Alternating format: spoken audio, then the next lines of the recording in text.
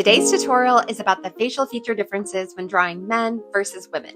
These are a few things I like to implement, and if I missed any that you find important, please leave your tips down in the comments. In my drawing practice, I probably have drawn women's faces exponentially more than I draw men's faces. But if you don't practice a skill, it becomes harder to do. So as of late, I've been challenging myself to sketch men. Here are a few key differences in regards to the face that I always try to implement. Women's faces and eyes are generally more curvier with softer, rounder edges, while men's faces and eyes are more angular with harder edges but often drawn in a rectangular shape. You also can add lines around the eyes like I've done here with the man, but I wouldn't necessarily go too crazy adding lines on either men or women unless you want them to look much more mature.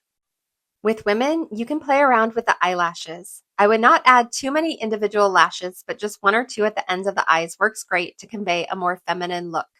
For men, you usually leave the eyelashes off unless you want the man to intentionally look like he has makeup on.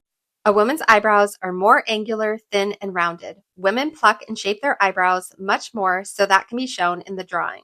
Men, on the other hand, can be drawn with heavy eyebrows, often straight across and very thick. The thickness of the eyebrows often can denote a more robust demeanor in the man.